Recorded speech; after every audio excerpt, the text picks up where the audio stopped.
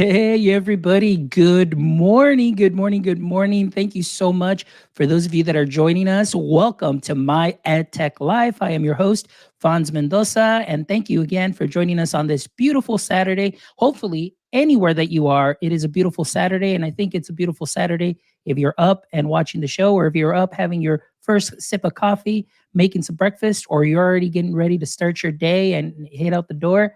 Thank you so much for joining us, and of course, being very supportive of our show, because if it isn't for great people like you, we wouldn't be where we are today doing what we do with such passion and enthusiasm and talking about passion, enthusiasm. I think that's a pretty good segue to introduce today's guest. And today's guest, we have the always amazing, energetic, just all around great person, Tisha Poncio.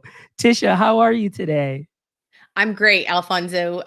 Yes, I'm always energetic, but in the mornings I have to have like double coffee, double water, lemon water. Listen, sometimes it takes me a while to get started.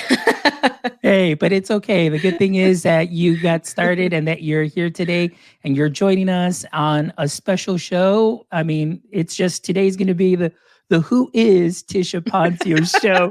And just to give a little bit of background on how this came about, I mean, we met at TC. Obviously, we participated together on a Wakelet session and everything, and that was great. I got to be your right-hand man there. Yep. And so it was funny because we were talking with Deb, and Deb's like, yeah, I wasn't asked, I was told, I was voluntold, but I love what you said. It's like, Tisha, she's like, I know exactly who it is that I need to do stuff. But from then on, I was like, oh, these are my people. This is awesome. And then, of course, we had our chat there at TCA and talking about podcasting. And then I was like, hey, I want to be on your show. Hey, I want to be on your show. And I was like, oh my goodness, these people, you've heard of my show. You've seen it. And it's just been great just being able to connect with all of you. You lovely ladies are just amazing and at what you do and everything that you're doing. And of course, when we were talking and we're like, so what are we going to talk about? And when you sent me that DM, I was like, who is Tisha Poncio? And you're like, oh my goodness. I know that's kind of a loaded question, Fonz. Yeah. So, but I'm excited because I mean, it's not just like who, but it's just really today, it's just showcasing. And like, with our show, it's just really sharing with people your passions, just, where you're coming from. Did you always want to be an educator? Did you not? Did you stumble into it and then fall in love with it and doing those things? And of course, just the amazing things that you do yourself to connect with the educator community, but to connect the educator community as well. And of course, the great work that you do with students and, for empowerment and the students can lead movement. That's definitely something that I would love for you to share, because that what you do is something that does make a big difference. And that's what we're here to do today. But just let's start off and we'll build up. Tell us a little bit about just your background as far as in your work in education. Well, I don't know that it was accidental. I mean, I always say to my students, everything I do is very intentional. I'm very intentional about who I surround myself with, kind of goal setting. I've always been that way. I didn't grow up in the best house. So I had to put in some of those, like I had to self-lead as a student in my own household. So I think that's really where that comes from. I had to do that to survive. So as I entered into college, I really still wasn't sure what I was doing. And so I was an underdog. I mean, that's the truth. I was an underdog. And so I'm always rooting for underdogs, but I had no idea what I was doing. I wasn't top of my class. I mean, I wasn't even close to being top of my class. And so because my childhood was difficult growing up, I had specific attachment to teachers that empowered me.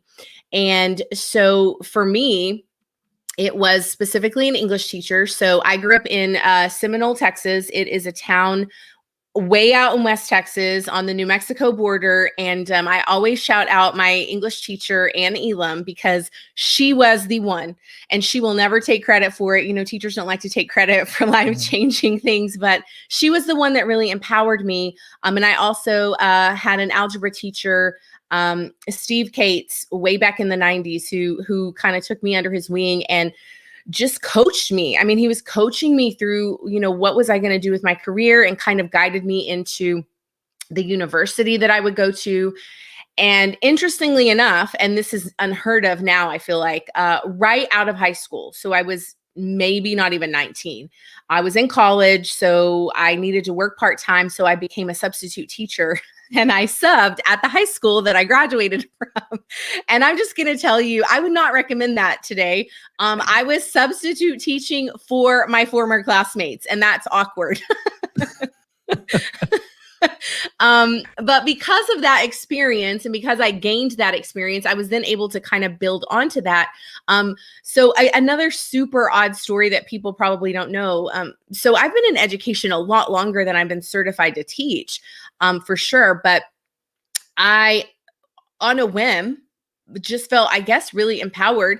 I applied for a job with a college a couple of towns over, teaching adult learners how to use Microsoft, right? So Microsoft Word, PowerPoint, Excel, and really did not think that I was qualified to do this, but I guess nobody else wanted to do it. So I got the job. So I started teaching adult learners at the age of 19. And just really continued to build on that. So I think maybe I didn't choose the path, maybe the path chose me. And so then once I got into my undergrad, my specific education classes, I thought I wanted to be a kindergarten teacher. Mm-hmm. So I started on that path very quickly. I knew that was not for me, Fonz. No, I couldn't do it. So I switched to secondary, and my advisors, you know, in college, they're always asking me, well, you have to take these classes or you have to pick this degree. And I said, well, I really like English, so I'm going to choose that, you know, as a really specific content area. And then she was like, well, you have to choose another one. And I was like, well, I don't know. None of these. I don't want to do science forever, history. Those are just, it's not my niche, right? So I said, how about technology? Well, in the 90s, that it wasn't like a thing that went together. So she tried to talk me out of it and told me that computer information systems and English did not go together. I still beg to differ with her, and I would showcase everything I've done because it has served me in the very best way to have an English degree with my computer information systems degree, all under that education umbrella. So that's really how I got started. So I think it's been really incredible, Alfonso, that you asked me this, because it has made me do a lot of self-reflection. I think sometimes paths choose us, right? And it just happens. And then you find out that was really what you were meant to do. So there's nothing like being in a classroom with adult learners or, you know, K-12 learners. It just empowers me to empower them, because I want to give back sort of in the same way that my teachers did back in high school.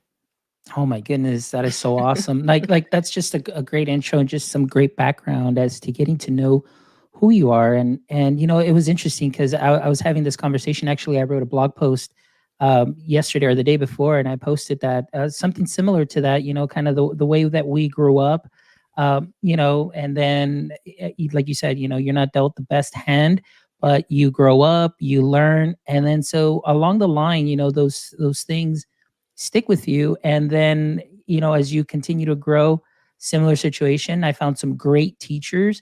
Mm-hmm. However, I never wanted to be a teacher. And I know people get tired of me saying that, but it's the truth. Never. I was like, you know, the only reason I would like to be a teacher is just to have summers off, and that's it. But I was like, they don't make money. I don't want to grade papers. I don't want to do this. And then, of course, went down a path that led us something different. But then in a similar situation, I came back to be an avid tutor when I was in college. And then I saw some of my previous teachers and previous classmates, like the younger, like since I was in band, the freshmen. So when I came back, I would see them there. And I was like, okay. And little did I know that that experience, along with the customer service experience, and then transitioning into education, oh my goodness, I fell in love with it. I Yeah. fell in deeply in love with education, much like you share your passion and how you were able to take what you knew, the technology and the English, and marry those. So it's like we were app smashing before app smashing was Yeah. a thing, you know? Exactly. Yeah, We were, you're exactly right. yeah. So, but I love your heart in that you said, you want to give back, in Mhm. the same way that it was given to you. And I think, I can, that resonates with me so much. And I was having a conversation with my wife this morning too, just something just getting deep and like that. And I said, I think that's just why I am the way that I am too, Mhm. that I just want to give back and connect people, Mhm. and just like yourself, connecting the education community in what you do. And then of course you're empowering your students. And Mhm. that's something that I want to kind of build up and transition into. Just that I've seen you, I followed you on Twitter, and just followed your work. And I'm just like, where does she find 48 hours in one day to do what she does? Because I only have 24 hours in a day and I can't do what she does.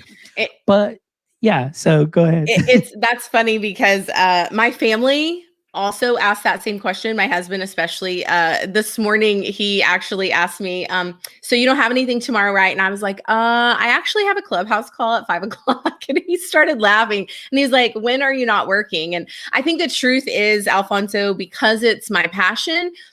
In my brain, it doesn't register as work, right? So, some of the best ideas I have are after that 8 to 4 job.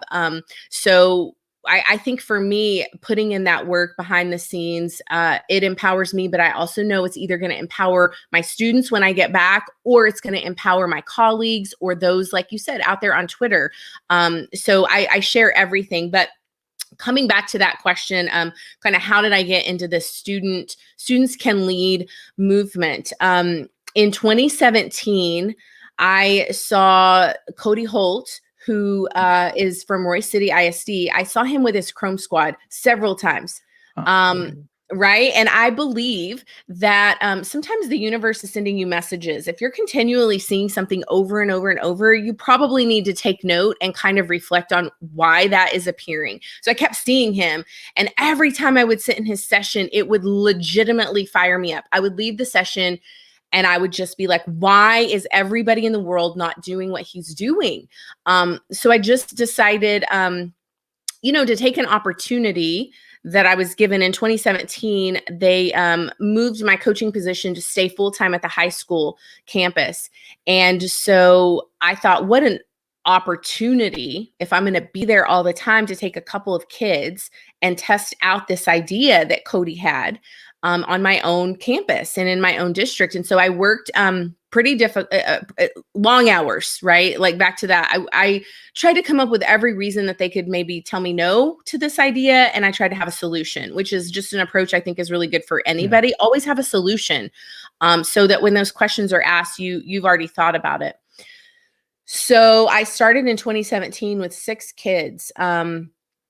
And we've wavered back and forth from 6 to 12. Once I had 15. I mean, we just kind of go back and forth with the numbers. But I wanted to solve the problem of the fact that we were 1-to-1. There was one of me there, back then, I think we had maybe 800 enrollment at the high school. Now we're up to over 900. I mean, it just was kind of hard for me to help the students and the teachers. So I thought, what a great idea to give these students some real world experience, teach them customer service, teach them some design elements, allow them to use some of those skills that they've really learned in those elective classes, but as well as their communication, right? All the things they talk about in English. So we organized into departments. Different students run those departments. They get level 1 or 2 Google certified. So the thought process in that is I wanted them to have that educator certification because if they were helping the teachers, they needed to know what the teachers were seeing and they needed to understand that perspective, which they weren't going to do with the student Google test. So then we pulled in digital portfolios and resumes so that they could take those with them after they left the high school. And my students are still using them. So all my former students, one of them just linked up with me on LinkedIn. And so it's really intriguing to watch something that I kind of planted the seed on and then watch that student grow it to something incredible, right? Some businesses have been born out of this class. I have a student currently who is working on a jewelry business. Another student who's also working on a jewelry business, a former student, started her cake business in this class and really just took all those skills and meshed them together. And so that is how she earns her extra money. So I think for me, watching it happen so quickly, right? In my other classroom experiences, when I was a classroom teacher teaching English or multimedia or web mastering, programming, whatever it was, I was hitting the goals, that I needed to hit, but we weren't taking it another step. And I think that is where so many teachers kind of stop. They stop at, well, let's, they've met the learning objective. So Alfonso, you're done for the year. We'll just move on. Right. And for me, I thought, why are we not extending that? And so my students extend it into real world settings, but they also connect with ed tech companies. So one of my students has written a blog for Bunsey, just a student perspective of how she's using it. My students work with Wakelet on the student ambassador program. Just last week, a couple of my students were on a call with Adam from Flipgrid. We were talking about just real world business experiences. And Adam was just giving insight into his job for one of my seniors who wants to go into business. I just think that and I did it for a really long time. I did it. I was part of that group, but I had to unlearn that with these kids. And the truth is, they push me to be better every day. They sit side by side with me and teach me things that I never would have known.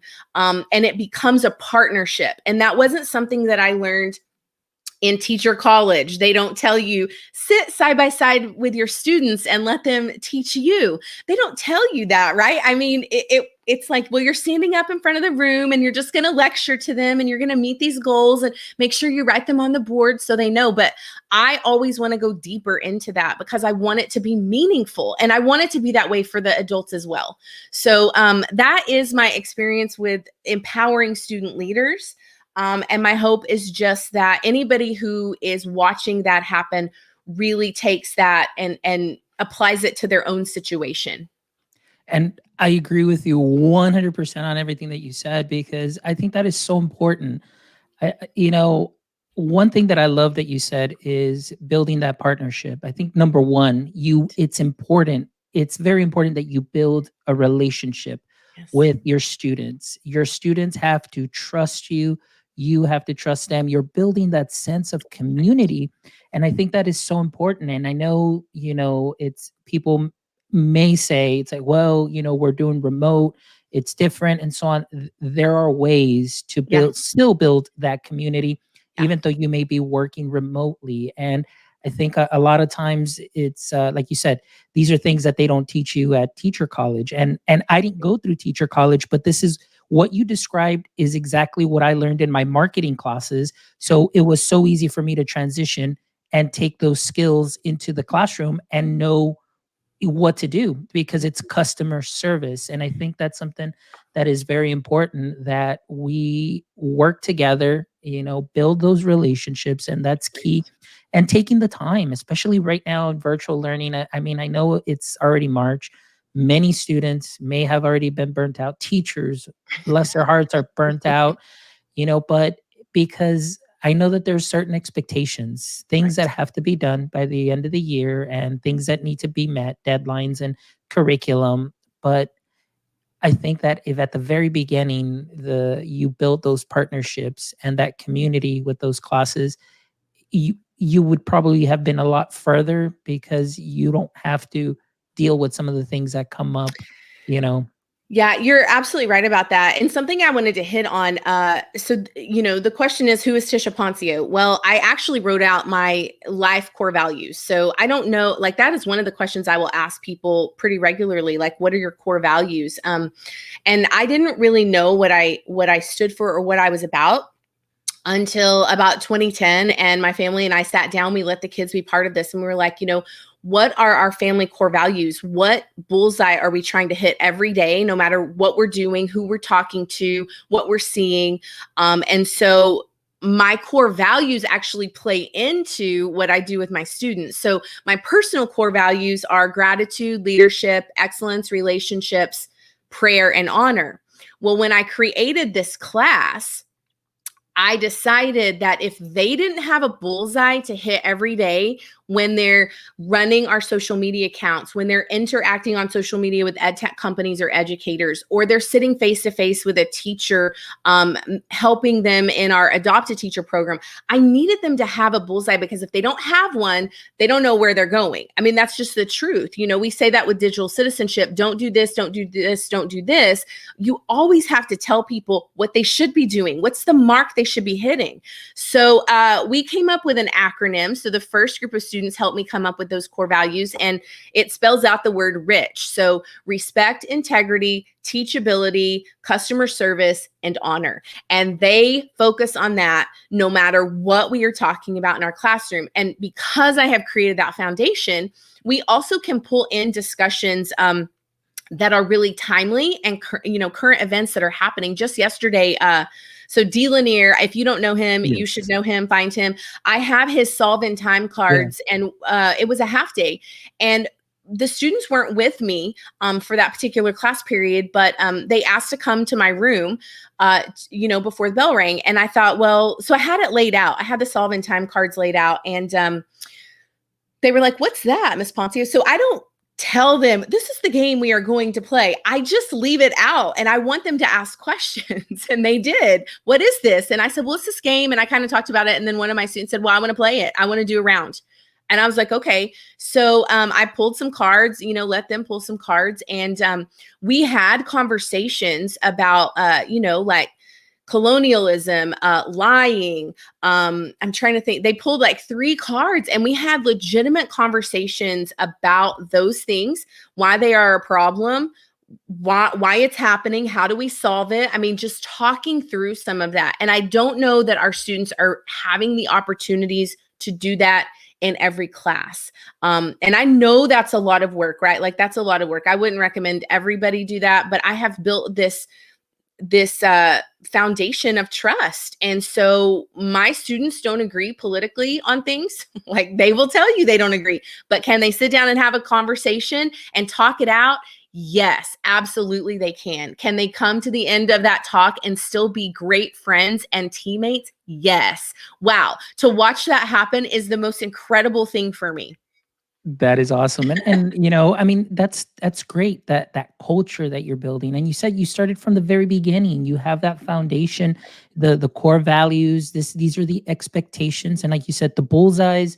Right. And right now, I mean, look at what your students are able to do, and the conversations, and now you're going in depth. And one of the things too that I wanted to hit on is just like empowering them, in giving them those experiences of, hey, this is what I would like to do, and connecting them with people that are already working, or in that industry, so to get some tips, ideas, what kind of path to follow, obstacles, maybe ways that they learned how to overcome certain things to get where they are.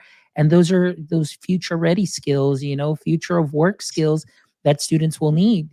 So you're building that collaboration, you're building communication, and all that you're doing is completely cross curricular. It's not just like, oh, this is just for Miss Poncio's class and it Right. only applies to her class. No, this goes beyond those 4 walls, and well into college, and well into the workforce and everything. And I think that is something that is amazing, to give students that opportunity and empowering them. And I think that was one of my favorite things to do, being in the classroom, like you said, doing coding and doing projects. It's just Yes. like you said, you put it out there, and by the end of the day, and I always tell them, by the end of the day, I'm the one that looked like the expert, because I was learning from my first block, my second block, my third. And then by the time I hit code club, I'm like, all right, guys, so let me show you. And then I looked like the cool guy. But in Right. reality, I learned from them. But that is one thing also that resonated with me, Tisha, that you said that you continually learn from them. You partner with them,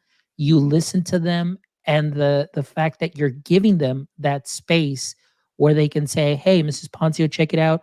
You know, you showed us this, but let me show you how else we can apply this." And then boom, just blows your mind because their creativity sparks. We don't see things through their lens. They don't see things through our lens, but we can share what we see and just make them do some magic. And I think that's what I'm seeing. Tisha Poncio is a magician here.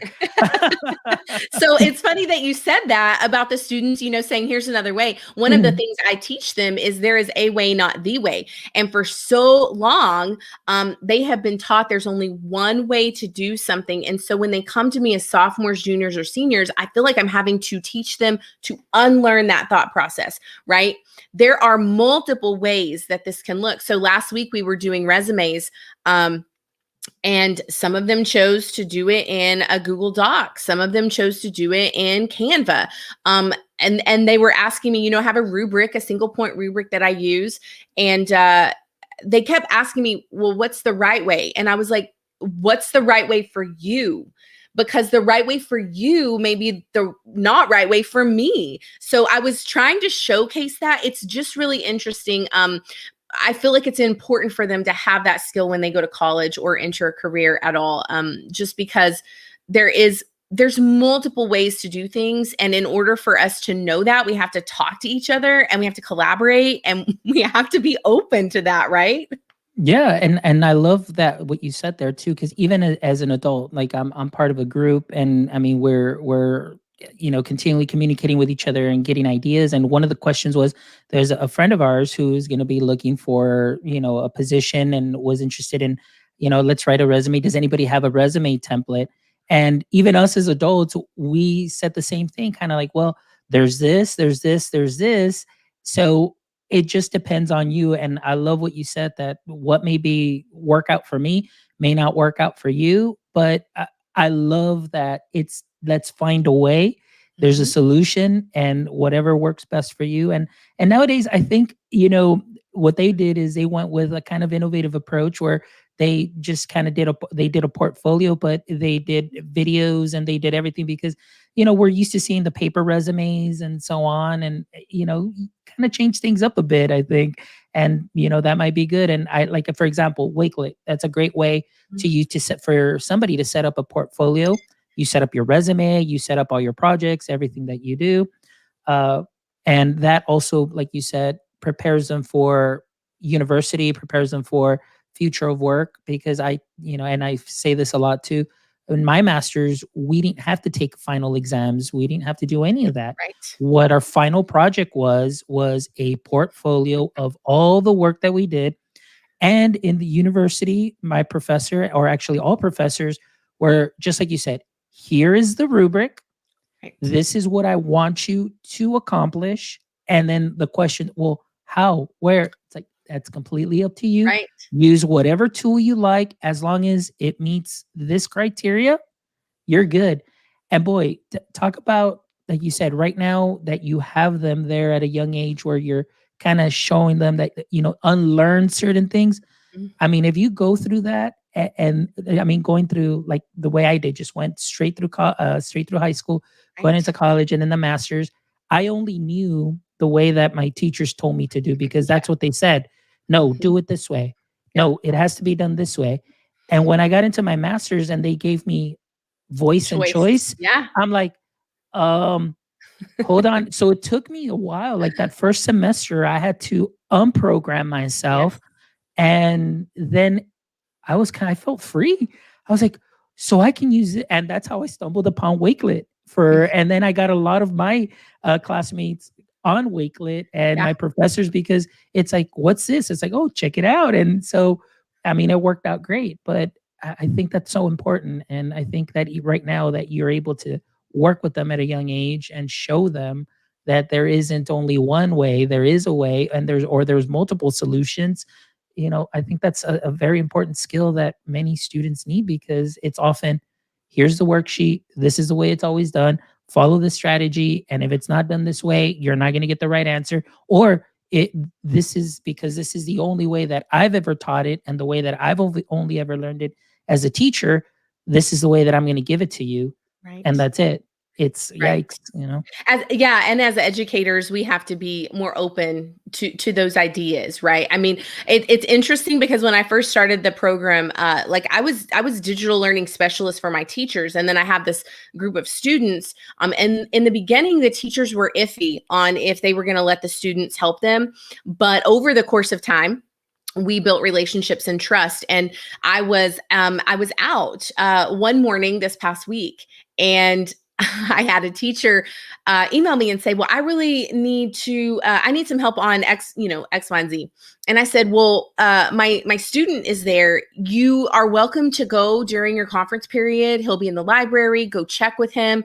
And so she went and met with him without me being there. He knew exactly how to handle that meeting. He knew how to help her. And then she said, "Hey, I know you guys are working on resumes. You want to like peer review my resume?" And so they sat side by side looking at each other's resume and learning from each other. Like that is, for me, that Yes. is the pinnacle level, right?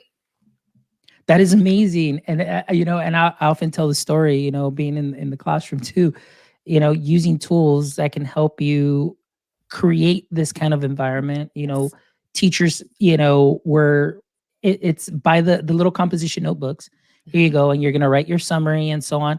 But at the end of the week, who's reading these? Who's Right. revising these? It's the teacher. So the teacher takes these home, and then it becomes an ominous stack. They're the ones that are reading and having to do this stuff. But so how are the students learning, and getting feedback and doing that peer review?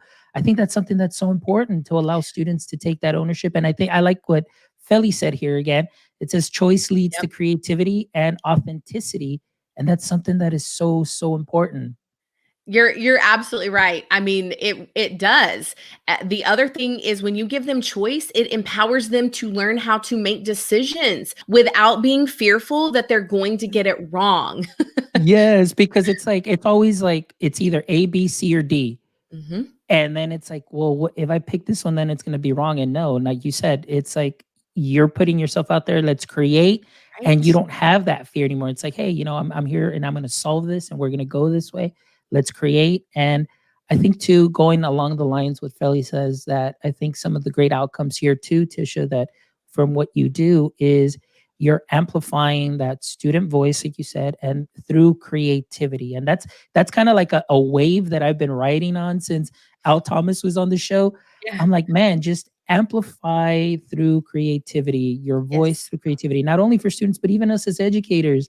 And I know, like, my two friends here, Feli and Omar, are some of the most creative educators. They You're are. super creative, but the way that they amplify, help their students amplify their voice, but also the way they do it too, as well.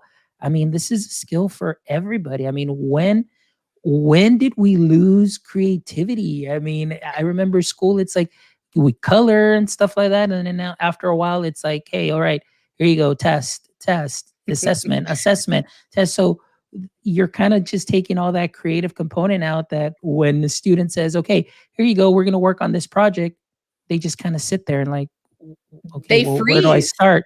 They freeze Right. because it's not an A, B, C, or D, paper assessment. Fonz, they're expecting you, just because they have really been taught to behave this way. They're waiting for you to give them the explicit instructions, Yeah. the number one, the number two. And so it really is, especially in high school, it's hard to switch that thinking after so long. It's interesting that you said, when did the creativity leave? I have a group of students that I see every couple of days for a study hall. And so they're just with me. I think 5 of them. And so I asked those students who are freshmen some questions, and I asked them that exact question. When did creativity leave you? When did you stop having so many opportunities to create? And they all said it happened around fourth, fifth, or sixth grade. They all said that. And I thought, wow. I'm thinking, like, what happens in, like, maybe third, fourth? Oh, that's right. Yep. Testing, state Yep. testing. Yeah. So it's just those things that, and I think that's so important that there's still a way there, and there is. It's just you have to take the time, but if you invest that time to marry the creativity with what needs to be done, you can definitely dive in deeper into the concepts, and that's something that in the classroom that I loved. And with science, I was doing science and social studies, and I mean we were bringing out the scratch, we were doing scratch, we were bringing out the makey kits for science Right. and going over, and the students were programming solar systems, they were programming, water cycles, they were doing all of these things. And that year that we took this, or we did the scores, like the scores jumped up Mhm. dramatically for that grade Yep. level. And because of, you're able to marry that creativity, that process, hands-on out, it's still by giving them voice and choice. I Right. mean, I think it's important to understand too, as teachers, a learning artifact doesn't have to be just a Google form Yep. or a piece of paper. A learning artifact can be a TikTok video, it can be, using Yes. We Video, using just a voice recorder, a Google slide. So many tools that are out there Yes. can still give you an authentic learning artifact where you can still see the student is learning. Now, and Right. the example that I always give is, in my last year there in the classroom, I had one student, very shy, very quiet. She was self-conscious of the language because she's an EL student, and she never participated, very shy. But when I would put Chromebooks in their hands, say, okay, guys, this is our topic for today. We're doing science. We're going to work on creating a presentation. And I would do the same thing. This is your rubric. Go for it. When that student would submit their work, she spoke so loudly. She Yeah. wouldn't speak in class, but when I would open up her presentation, she spoke so loudly and clearly, with the way that she set up her presentation, the creative process, not only just transitions and the graphics, but the concepts. Right. She was going in deep, but she just didn't like to speak because she was shy. And later on, she just opened up and she started sharing because she had that confidence, because she was seeing that she was doing some great stuff. And I think that's something that's so important. It really is, that you can dive deep through authentic, So you're creativity. absolutely right about that. And I actually want to shout out Bonnie Nieves. She is a high school science teacher, I believe. And I've been in some Clubhouse rooms with her, and she talks about this very thing. Even though her subject is getting tested, she is still bringing in those opportunities for choice and voice and creativity and critical thinking skills. Because just like you said, Fonz, when they have those skills, they should also be able to apply those skills to whatever test they're taking. Um, Yes. I think that's very important. The second thing I want to point out that you said is those introverted students. Well, who is Tisha Poncio? I am an introvert, and people do not believe this about me. Uh, and here's the thing: when I am in a space with my people, right, like all the educators who are here, who are talking about these things, I am not an introvert, because I am ready to be in that conversation with you. I know it's a safe place to have that conversation. But the truth is, growing up, I was an introvert. I was that girl in the back of the room, never saying anything, all the way up until that English teacher, Mrs. Elam, who sort of forced me to get out of my shell and made me present live in front of class. Let me just tell you, it could have been a traumatic experience, but it wasn't.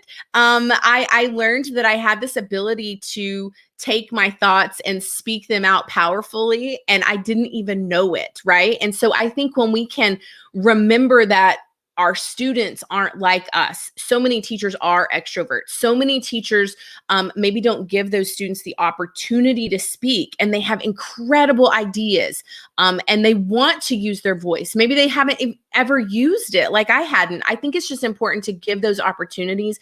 And I always say, whatever my experience is as an educator, I have to let go that my students have that same experience, right? And so, talking about equity, I have Wi-Fi at my house. I have, too many laptops in my house to even count right now. And my kids have access to technology. They have access to me. Sometimes they get tired of that because we're always talking about it. But I know that I have students in my class currently that maybe do not have those opportunities to have those discussions, to have the technology. If their iPad breaks, that's all they had. So I think it's really important for educators that we get out of the way.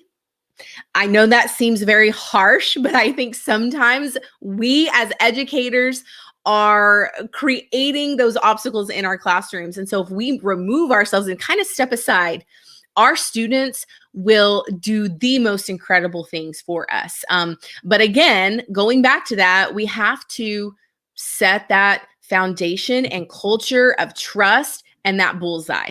We have to do that, or all of the things that you and I have been talking about will not work. Exactly.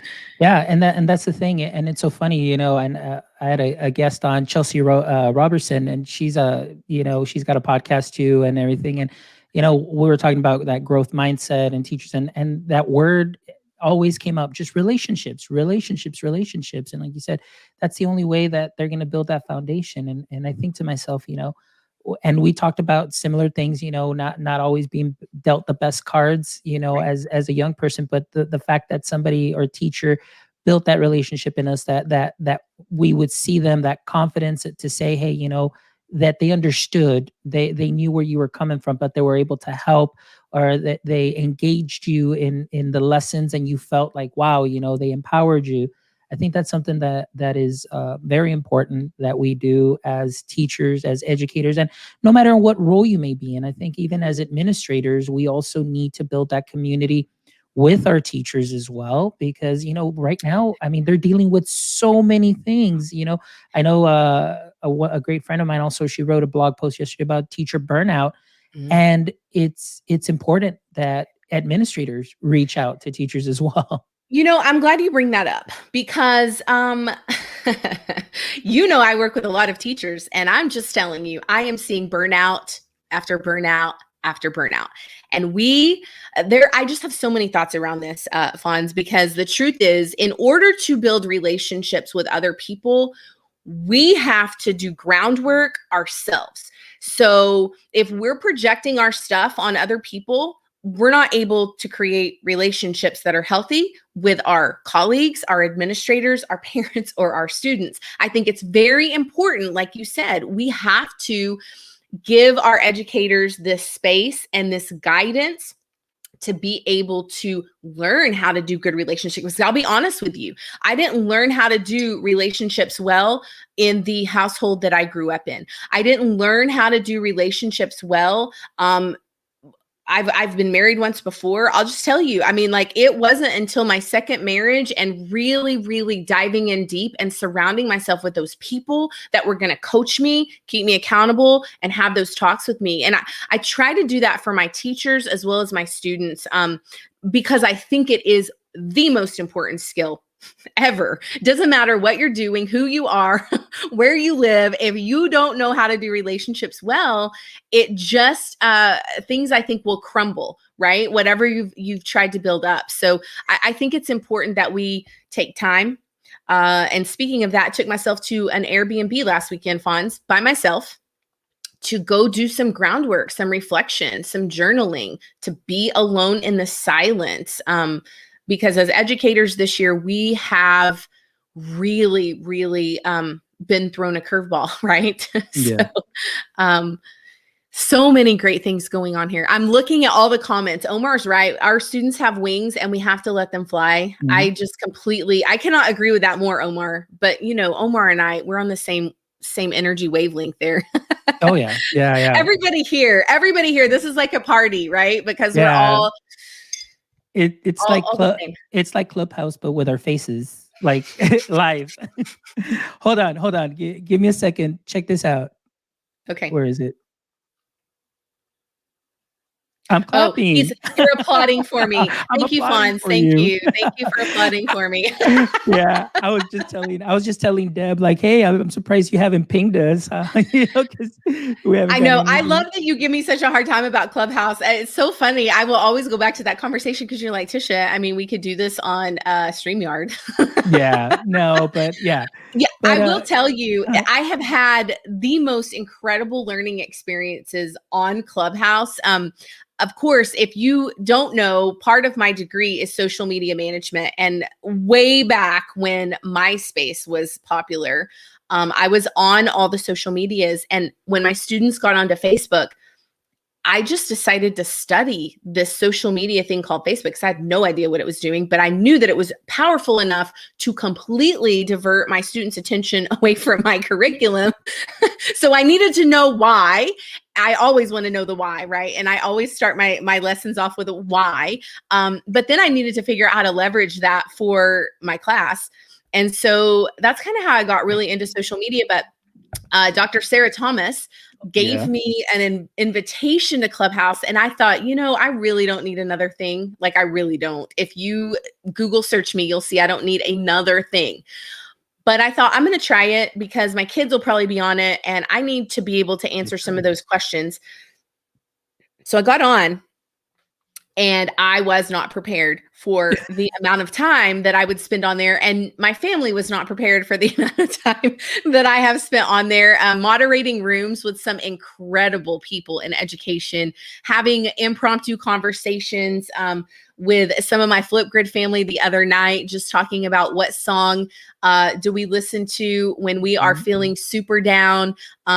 It's just, it kind of has replaced for me the hole that was left in my heart in 2020 when I could not attend any of my conferences with my people. So I think it's going to kind of change the landscape, Alfonso. yeah. I know. No, I agree with you on that. I love it because to me, it's really 24/7 PD party. Oh, Three right. 365 days a year, 24/7 PD party. I mean, every time zone, you're gonna get some of Yeah. the top educators that are out there with sharing their practices. And what I love too, Tish, is that these educators that we may see as wow, like these people are like so edu famous and oh my goodness, they're there and they are some of the nicest people that are just giving away their knowledge, their experience. Yes. And like you said, it replaces kind of the conference. But then they're like, does anybody else want to share? And then you're up on stage sharing and they give you that time. What I love is that they make you feel like the most important person in the room for that time. And they allow you to express yourself and share your passion, much like, the whole point of the show, like That's what I being was able going to say. to share your Right? Like passion. sharing your voice. I Yes. mean, being able to share your voice and there's choice because you may go to a podcasting room and I may go to a, how do we engage students room? I mean, Mhm. it's just so interesting to me. And I agree with you when you're in that space and you just feel so empowered to share. I will tell you, I was super nervous the first couple of times I started talking because I was like, oh my goodness, it's only me speaking. And there are 80 people in this room that I do not even know. And I have a coworker that just this week she said, what is that Clubhouse thing you're always on, like why are you on it, right? And so I try not to say anything about it, Alfonso, unless I'm asked. Yeah. So, um, and I told her, I said, I make so many great connections, I've learned so much, I've been able to write blog posts and share out some of the things shared in our rooms, some top 10 coaching practices that were shared, just some incredible conversations. And I wanted to shout out Chris Nessie because Yeah. I know he's been on the show and he is also the one that told me about this really cool mic that I have. And I know he's given you some equipment advice as well. But Chris Nessie has that podcasting voice. And every time I'm in a room with him, it just like, if I am like super energetic, it just like calms me. Some of you have voices that just like make me breathe a deep breath and just sit. And I'm like, oh, I'm calm now. So even that, I guess that's called ASMR, right? Yeah. Yeah. No, big shout out to Chris Nessie. Chris Nessie is definitely just a one amazing Oh guy. yeah. And he's definitely helped me, a lot. If it wasn't for people like Chris Nessie, we did our 50th show this past Wednesday. This is show 51.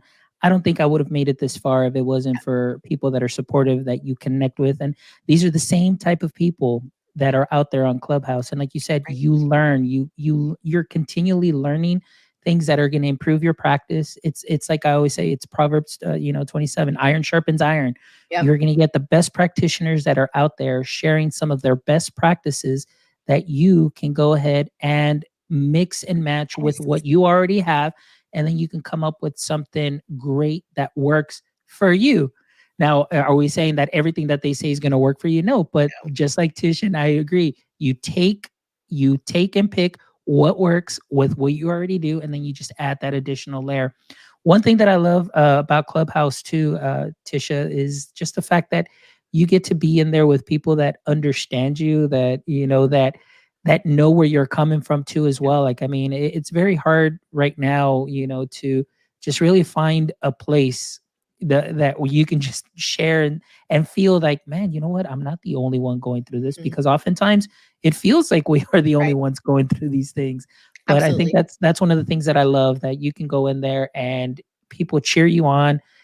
People give you the space to share, and you just come out of there making connections and making friends. And I mean, it's amazing. It's great. So I It is. definitely recommend it. It's hysterical because the teacher I got on, now her text messages are just random rooms. Like, she doesn't actually put a sentence together. She just like gives me the room and this says, or this one. And I'm like, what are you talking about? She's like, Clubhouse, which room do I go to? And I was like, well, the great thing is you can start in one and go to the other, or you can vice Yeah, versa, flip back and forth. So yeah. it's so funny. I've lost an earbud. I'm back. There you go. No, you're good.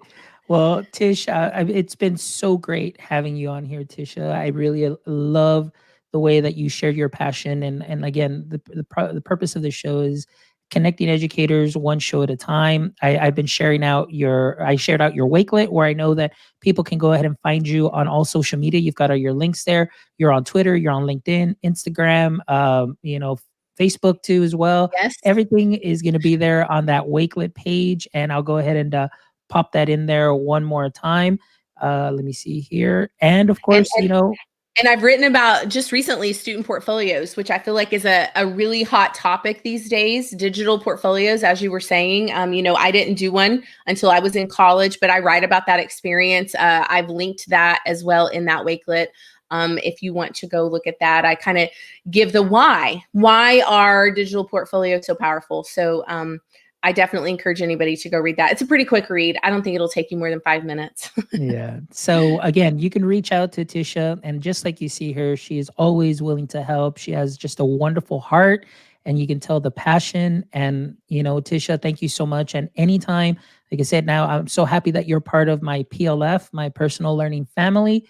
And Absolutely. anytime you want to come back on the show and you're working on a project or you're doing anything, actually, this is what we Deb and I had already actually kind of made some plans, maybe. So Oh yeah. Oh because yeah. yeah, because we said, I think it would have been a little much to have you both on for like one show, so we kind of Yes. spaced it out. So like people already know Deb, people already know Tisha. And now I think what we're gonna do is we're gonna bring the both of you together and do one of those shows. So definitely would love to have you Mwah. back, I love you with too, Philly. I love you. yeah. I love all of you out there sending me Yes. love. Yes, you are part of my PLF. I'm just telling you, it is because of Twitter.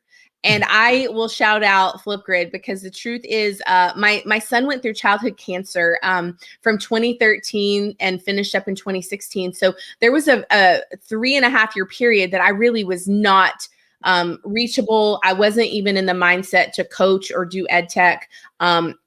But when he was finished with treatment, I discovered Flipgrid. And when I discovered Flipgrid, I didn't know that I was discovering a whole entire family.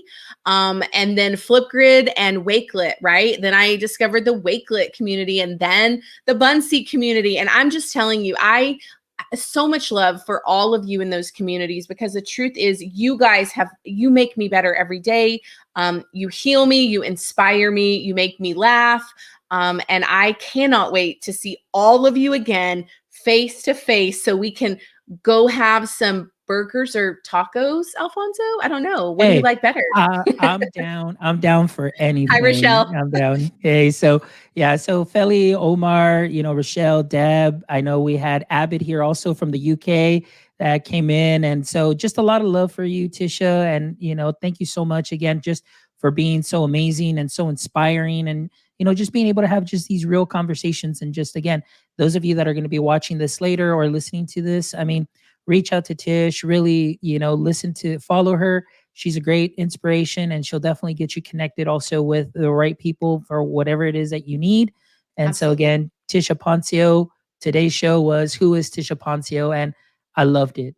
I loved it, Thank Tisha. you, Thank Alfonso. you Thank you, so Fons. much. Thank you, Tim and Rochelle. Everybody that I see in the chat. Again, I have enjoyed sharing who is Tisha Poncio. You guys reminded me who Tisha Poncio is. So it's a great start to my spring break, Fons. Awesome. Well, thank you so much. And to all our viewers that are out there, again, thank you. I sincerely, I am never ungrateful for everything that you guys have done for just the show, and just your support and reaching out to me saying that you'd like to be on the show. This show, again, is for anybody, any educator, creator. You don't even have to be in education. I'm looking for creators, people that can just inspire, share your stories, share your passions. So just go on over to the website. You see the website there, myedtech.life.